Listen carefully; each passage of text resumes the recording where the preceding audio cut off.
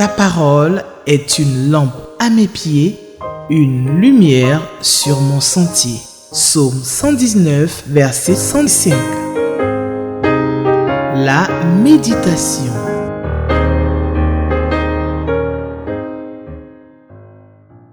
Mon âme et reflète la splendeur des cieux.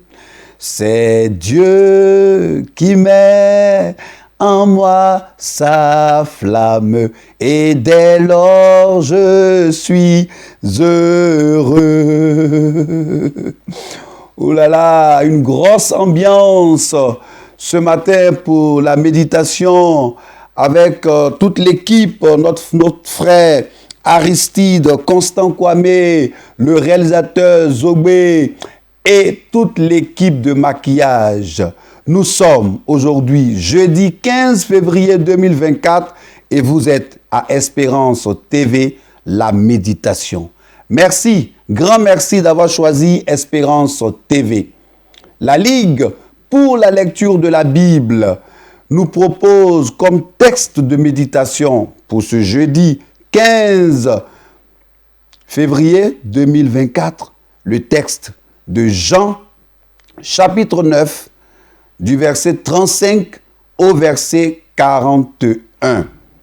Vous savez toujours qu'avant d'approcher donc la lecture, de nous approcher de la parole de Dieu, nous devons prier pour demander son éclairage, pour demander son inspiration. Seigneur, nous te bénissons et nous te rendons toute la gloire pour ta parole que nous allons méditer ce matin. Seigneur, que ton nom soit élevé, que ton nom soit glorifié. Merci pour ton éclairage. Merci d'illuminer mon esprit afin que ce partage soit fructueux au nom de Jésus-Christ. Amen. Je vais donc lire la parole de Dieu dans la version Louis II. Mais, comme je le disais, la Ligue pour la lecture de la Bible utilise donc le lecteur de la Bible. Et nous avons le lecteur adulte, et c'est donc avec ce lecteur que nous allons méditer la parole de Dieu. Le texte donc est de Jean, chapitre 9.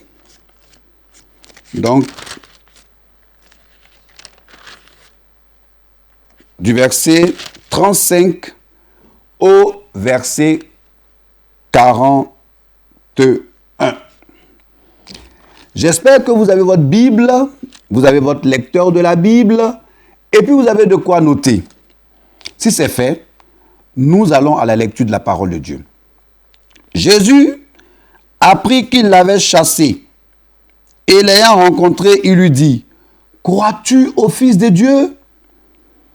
Il répondit, « Et qui est-il, Seigneur, afin que je croie en lui ?» Verset 37, « Tu l'as vu, lui dit Jésus, et celui qui te parle, c'est lui. » Alléluia. Et il dit, « Je crois, Seigneur, » et il l'adora. Verset 39. Puis Jésus dit, « Je suis venu dans ce monde pour un jugement, pour que ceux qui ne voient pas voient, et que ceux qui voient deviennent aveugles. » Ouh là là, c'est fort la parole de Dieu. Verset 40. Quelques pharisiens qui étaient avec lui, ayant entendu ces paroles, lui dirent, « Nous aussi, sommes-nous aveugles ?» Jésus leur répondit, « Si vous étiez aveugles, vous n'auriez pas de péché. Mais maintenant vous dites, nous voyons. » C'est pour cela que votre péché subsiste. Oh, comme j'ai l'habitude de dire, mais acclamons la parole du Seigneur. Le Seigneur nous donne sa parole qui quelquefois peut paraître un petit peu difficile à comprendre. C'est pour cela que la Ligue pour la lecture de la Bible nous conseille donc ce manuel qui est le lecteur de la Bible. Et chaque jour, nous avons des questions qui nous sont posées et qui nous aident à méditer la parole de Dieu. Pour ce texte, c'est donc les questions 1, question 2 et question 7. Question 1. De quoi ou de qui parlent donc ces versets? Question 2. Est-ce que ce passage m'apprend quelque chose sur Dieu le Père, Dieu le Fils, Dieu le Saint-Esprit? Et enfin la question 7. Quelle vérité Dieu me révèle-t-il? Allons-y donc avec quelques observations et situons le contexte également. Dans ce passage, il s'agit de l'aveugle né, dont le récit a commencé depuis le verset 1 de Jean 9. Donc depuis le verset 1 de Jean 9, ce récit a commencé. Tandis que les versets 1 jusqu'au verset 34 traitent d'une restauration physique, les versets 35 jusqu'au verset 41, objet donc de notre méditation, s'attachent à décrire la lumière spirituelle que Jésus apporta à l'aveugle. Vous savez, je pense que vous êtes maintenant habitués, j'aime méditer avec vous, bien sûr, par découpage. Donc, on découpe les versets, on les égrène au fur et à mesure et on en tire donc une leçon spirituelle. Verset 35. Jésus pose la question, crois-tu au Fils de Dieu? Jésus invitait cet homme à mettre sa confiance en lui comme celui qui révélait Dieu à l'homme. Jésus invitait cet homme, cet aveugle, à mettre sa confiance en lui comme celui qui révélait Dieu à l'homme. Il accordait beaucoup d'importance à la reconnaissance publique de ce qu'il était et à la confession de foi en lui. Et ça, nous pouvons le vérifier en Matthieu, chapitre 10, verset 32. Si vous prenez des notes, Matthieu, chapitre 10, verset 32, et Luc, chapitre 12, verset 8. Nous étions au verset 35. Verset 36. Seigneur, donc quand on prend la parole de Dieu, il dit Seigneur, afin que je croie en lui. Qui est-il, Seigneur, afin que je croie en lui? L'homme n'avait pas forcément compris que Jésus était Dieu. Quand je dis l'homme, je parle de l'aveugle. N'avait pas compris que Jésus était Dieu. Comme l'aveugle n'avait jamais vu Jésus, en réalité n'avait jamais vu Jésus, puisqu'il était aveugle, il est né aveugle, et ne l'avait pas rencontré depuis qu'il était allé se laver au réservoir, car c'est de lui qu'il s'agit, il ne reconnut pas tout de suite celui qui l'avait guéri. Donc l'aveugle, il est né aveugle, il n'a jamais vu, donc il ne sait pas qui l'a guéri, il ne connaît pas Jésus. Verset 37 et verset 38. Alors là, je vais lire la parole de Dieu. Verset 37. Tu l'as vu, lui dit Jésus, et celui qui te parle, c'est lui. Verset 38, et il dit, je crois, Seigneur. Et il l'adora. Alléluia. Je crois, Seigneur. Et tout de suite, il se mit à adorer Jésus. Ici, Jésus se présente à l'aveugle. Chers téléspectateurs d'Espérance TV, je vous présente également Jésus. Je vous présente le roi des rois. Je vous présente le lion de la tribu de Juda. Jésus se présente à l'aveugle. Sa foi est éclairée par la parole. La parole, la parole. J'aime la parole. Une foi née de la parole de Jésus. Jésus dit, tu le vois. Et c'est lui qui te parle. J'aime beaucoup les expressions de Jésus. Tu le vois. Et c'est lui qui te parle. Je suis Jésus qui te parle. Celui que tu cherches, que tu n'as pas connu là, le voici. Tu ne l'as jamais vu. C'est lui qui t'a guéri. Je le suis. Tu le vois. Et c'est lui qui te parle. Verset 39. Ah, c'est intéressant la parole de Dieu. Il y a beaucoup d'enseignements dans la méditation. Verset 39. Puis Jésus dit, je suis venu dans ce monde pour un jugement. Donc dans ce verset, cela ne signifie pas que le but de sa venue soit de condamner, car il est venu pour sauver. Si certains seulement sont sauvés, cela entraîne logiquement que d'autres ne le servent pas. On peut remarquer que la dernière partie du verset est une citation d'Ésaïe, chapitre 6, verset 10, et Ésaïe, chapitre 42, verset 19. Je vous encourage chaque fois à prendre des notes, parce que c'est ça la méditation. On peut aussi vérifier cela en Marc 4, verset 12. Ceux qui ne voient pas, vous savez dans la parole de Dieu ici, cela parle de ceux qui sont conscients d'être dans les ténèbres spirituelles. Eux, ils sont conscients qu'ils sont dans les ténèbres spirituelles. Ils ne voient pas. Ceux qui voient, cela désigne de façon ironique. Ceux qui voient, ce n'est pas qu'ils voient vraiment, à la vérité, c'est de façon ironique. Ceux qui se croient dans la lumière. Ah, mais, virgule, en fait, ils ne le sont pas. Ils croient être dans la lumière, ils croient voir, mais à la vérité, ils sont aveugles. Prétendent voir clair et dire non à Jésus est en fait se trouver dans les ténèbres, alors que reconnaître son propre aveuglement spirituel est venu à Jésus, c'est retrouver la vue. Waouh! Oh là là là là là là là, la parole de Dieu. C'est-à-dire, je voudrais ouvrir donc là une petite parenthèse sur ce que j'appelle des rétrogrades fidèles. C'est qui les rétrogrades fidèles? Ils sont là, dans l'église, mais à la vérité, ils ne sont plus chrétiens. Mais s'ils quittent, on va dire, ah, il a rétrogradé, il n'est plus dans le Seigneur. Donc il est là, il occupe les bancs de l'église. Mais à la vérité, il n'est plus là. Il n'est plus là. C'est ceux-là que j'appelle des rétrogrades fidèles. Ceux-là, ici dans le texte, il y en a qui disent non, nous on voit. Mais à la vérité, vous ne voyez pas. Vous ne voyez pas. Ça m'amène à rendre un témoignage. Je pense que vous commencez à vous habituer. J'aime beaucoup rendre les témoignages quand j'ai l'occasion de conduire la méditation. Alors, une fois, un chrétien était décédé. Et puis, à ses obsèques, on commençait à faire une oraison funèbre. On parlait de ses qualités spirituelles. On disait c'est un bon, comme c'est souvent le cas.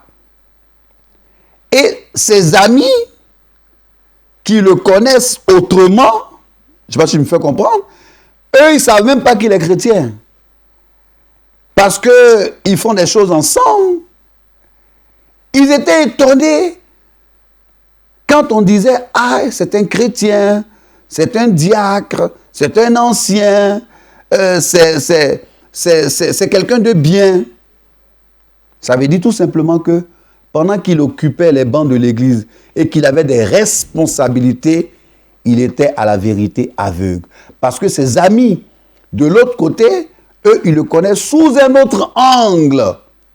Et l'église aussi le connaît comme sous un autre angle.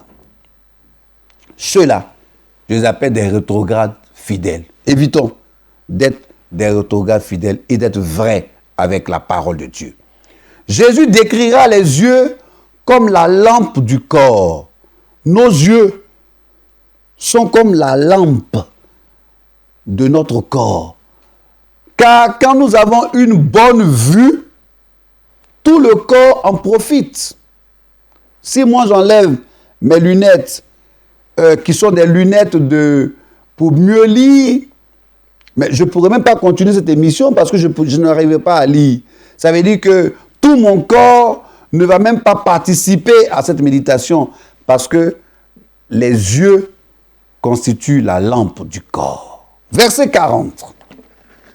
Alors, verset 40, quelques pharisiens qui étaient avec lui, ayant entendu ces paroles, lui disent, « Nous aussi sommes-nous aveugles ?» Je pense qu'apparemment, Jésus avait rencontré cet aveugle-là dans un lieu public. Je pense. Je pense qu'il avait rencontré dans un lieu public. Alors, de sorte que les pharisiens puissent être présents et entendre sa déclaration. Parce que si Jésus l'avait rencontré en privé, en petit comité, je crois qu'on n'aurait pas la présence des pharisiens. Mais là, ça devait être en public que Jésus apparemment l'a rencontré. Verset 41, alors Jésus leur dit, si vous étiez aveugle, vous n'aurez pas de péché. Mais maintenant, vous dites, nous voyons. C'est pour cela que votre péché subsiste. Votre péché subsiste. Dans ce verset, Jésus fait allusion au péché de l'incrédulité et du rejet de son statut de Messie et Fils de Dieu. Leur incrédulité, c'est ce que Jésus fait ressortir. S'ils prenaient conscience de leur état de perdition et d'aveuglement, et qu'ils se mettent à crier à lui pour recevoir la lumière spirituelle, ils ne seraient pas alors plus coupables de ce péché d'incrédulité au sujet du Christ. Or, ils se satisfaisaient de leurs ténèbres qu'ils croyaient fort éclairées et dans leur obstination à rejeter le Christ, donc restaient dans leur péché. Oh là là, malheureusement. Matthieu 6, donc du verset 22 au verset 23, éclaire notre lanterne sur ce que je viens de dire. Et comme je vous dis, quand on médite avec le lecteur de la Bible, manuel de la Ligue pour la lecture de la Bible, donc il y a des questions qui nous sont posées. Et pour ce passage de ce jour, alors la question 1 nous a été posée, ou bien nous est posée. De quoi ou de qui parlent ces versets?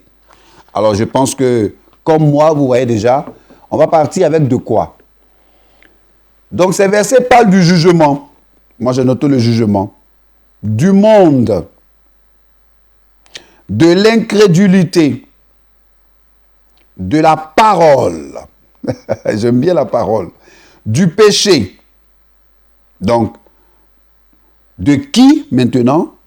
Puisqu'on a parlé d'abord de quoi, maintenant de qui? Alors de qui? Ce passage nous parle de Jésus. Dès le début donc de la méditation, verset 35 déjà, de Jésus, de l'aveugle né. Ce passage nous parle du Fils de Dieu. Ce passage nous parle de ceux qui voient et puis ceux qui ne voient pas. Nous parle des aveugles et enfin nous parle des pharisiens. La deuxième question, c'est la question numéro 2. Est-ce que ce passage m'apprend quelque chose sur Dieu le Père, Dieu le Fils, Dieu le Saint-Esprit? Alors, parcourons le passage proposé. Quand on a parcouru donc tous ces versets, on remarque que ce passage nous apprend quelque chose sur Dieu le Fils. Jésus, Fils de Dieu, Messie, à partir déjà du verset 35. Et puis je peux lire pour qu'on soit à l'aise avec ce qu'on est en train de dire. Jésus apprit qu'il l'avait chassé et l'ayant rencontré lui dit, crois-tu au Fils de Dieu? Voilà, crois-tu au Fils de Dieu? Donc ce passage nous apprend quelque chose sur Jésus, Fils de Dieu. Et la question 7 du lecteur, quelle vérité Dieu me révèle-t-il? Alors moi je note que Dieu me révèle que Jésus est le Seigneur des Seigneurs. Jésus est le Seigneur des Seigneurs. Si vous devez souligner cela de 2 traits. Jésus est le Seigneur des Seigneurs. Jésus est venu dans ce monde pour sauver l'humanité, pour que ceux qui ne voient pas puissent voir. Attention, si tu penses que tu vois, tu risques de faire fausse route. Je pense qu'il faut dire, je ne vois pas. Il faut confesser que je ne vois pas. Jésus, je ne vois pas. Appelle Jésus à ton secours ce jour pour que tu puisses voir. C'est pour toi qu'il est venu sur la terre. C'est pour toi qu'il a donné sa vie sur la croix, que son sang a coulé, pour que tu vois. Alors j'aimerais ouvrir une parenthèse sur le piège qui guette quelquefois ceux qui sont nés dans l'église, qui ont fait l'école de dimanche, qui ont fait le catéchisme, qui ont fait l'école de dimanche, dont les parents sont convertis, donc ils suivent tous les jours, tous les dimanches, les parents à l'église, qui ont des responsabilités, Peut-être même tes parents sont membres fondateurs de l'église, de la communauté. Il y a un piège. Il y a un piège. Parce que quelquefois, on pense qu'à cause de tout ce que je viens de citer, être responsable, avoir des responsabilités, avoir des parents chrétiens, être né dans l'église, on pense que forcément, c'est un cachet pour aller au ciel. Non, il ne faut pas rêver, hein. Il faut déchanter tout de suite. Parce que Jésus l'a dit. Il a été formé là-dessus. Il dit, vous pensez que vous voyez, mais à la vérité, vous êtes plus aveugles même que ceux qui disent tout de suite, ah, nous on ne voit pas, nous sommes aveugles. Il y a un piège que je voudrais que ce matin, que nous puissions éviter. Évitons ce piège. Donnons réellement notre vie à Jésus. Donnons réellement notre cœur à Jésus. Confessons que nous sommes aveugles, que nous sommes pécheurs, que nous avons besoin de Jésus-Christ, qui est venu pour sauver l'humanité, qui a donné sa vie à la croix pour notre salut.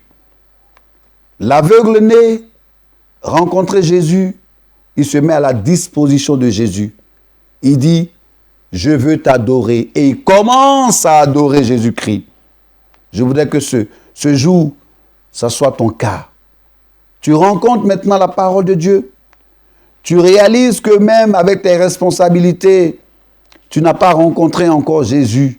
Tu réalises que malgré que tes parents sont les membres fondateurs de l'Église, tu n'as pas encore fait la paix avec Jésus-Christ. Tu réalises que malgré que tu ailles tous les dimanches à l'église, ta foi n'est pas encore basée sur Jésus et surtout ta vie de sanctification. Alors, c'est l'occasion ce matin, c'est l'occasion ce jour de faire la paix avec Dieu, de dire, Seigneur, je ne vois pas, et Jésus va t'éclairer. Alors, si vous nous suivez maintenant, si vous nous prenez en marche, vous avez raté quelques parties donc, de cette méditation, mais je vais vous faire le résumé tout de suite. Nous avons médité donc Jean chapitre 9. Nous sommes partis du verset 35 jusqu'au verset 41. Nous avons parlé de l'aveugle né et nous avons égrené verset par verset. Et les questions que le lecteur nous a posées, c'était donc la question 1, la question 7 et la question 2. Donc 1, 2 et 7 du lecteur de la Bible. Alors, je voudrais, je n'ai pas l'habitude, mais quelquefois il m'arrive de vouloir procéder ainsi. Donc de lire le commentaire du lecteur. Aujourd'hui, on va lire le commentaire du lecteur avant la prière finale et la conclusion. Alors, le lecteur de la Bible, donc quand vous avez fini tout ça, il y a un commentaire que nous pouvons lire. Mais attention, ne lisons pas le commentaire avant la méditation. Il y en a qui le font malheureusement. Ils arrivent, ils trouvent le texte, dès qu'ils ont fini de lire le texte, ils vont au commentaire. Non. Il faut méditer. Il faut que vous ayez une vie de méditation. Vous-même, vous méditez. C'est ce que nous étions en train de faire. Alors, le lecteur de la Bible nous donne comme commentaire pour un salut total. Pour le salut de l'âme, verset 35 jusqu'au verset 38. L'aveugle a basé sa défense sur l'œuvre de Jésus-Christ. Il lui faut maintenant reconnaître sa personne. C'est le but ultime de Jésus. Une guérison ou un miracle physique n'est qu'une passerelle pour découvrir le salut éternel en Jésus-Christ. Croire au Fils de Dieu conduit au salut éternel. C'est le Fils qui sauve et nous devons chercher à être à son image. Après être né de nouveau, Paul a travaillé à cela dans la vie des croyants de la Galatie, donc dans Galates 4, verset 19. Comment cet aveugle a-t-il exprimé sa foi en ce Fils de Dieu? Il confesse, d'après Romains 10, verset 9, et se prosterne en signe d'adoration et de soumission. L'orgueil condamne l'homme, verset 39 jusqu'au verset 41. Jésus précise le cadre de sa venue sur terre dans le contexte de ce miracle. Ceux qui vont reconnaître leur péché et leur perdition seront sauvés, mais ceux qui seront sages à leurs propres yeux et aveuglés par leur orgueil seront condamnés pour toujours. Notre propre justice ne peut nous sauver. Les pharisiens se justifient comme toujours. Que cela soit avant ou après la conversion, l'humilité est la clé du pardon. David l'a expérimenté, Ésaü aussi. De même que Pierre, Jean l'a enseigné à l'Église. Malheureusement, nous sommes à l'ère de Laodicée où l'aveuglement a malheureusement frappé l'Église. Et le monde. Seulement, la responsabilité reste individuelle devant Dieu. Que faire alors? Et le lecteur nous invite à une prière. Seigneur, fais-moi voir mes péchés plutôt que ceux des autres. C'était donc la méditation. Seigneur, fais-moi voir mes péchés. Seigneur, permets que je puisse moi-même voir mes péchés, que je ne puisse pas en train de regarder les péchés des autres. Nous voulons, Seigneur, te dire merci pour ta parole, pour cette méditation. Que ton nom soit béni, que ton nom soit glorifié. Maintenant que tu nous as enseigné, donne-nous de mettre ces paroles en pratique pour cette journée qui commence. Que ton nom soit béni, au nom de Jésus-Christ. Amen. C'était donc la méditation de ce 15 février 2024. Et comme j'ai coutume de le dire, vous le savez maintenant, l'espérance de la vie, allez compléter, c'est sur Espérance TV. Toute l'équipe de production se joint à moi pour vous dire paix dans vos maisons, shalom, que Dieu vous bénisse. Je suis Laurent Koudou, votre serviteur, et c'est avec joie que j'ai conduit cette méditation. Dieu vous bénisse. Excellente journée. Shalom. Ta parole est une lampe à mes pieds, une lumière sur mon sentier. Psaume 119, verset 105. La méditation.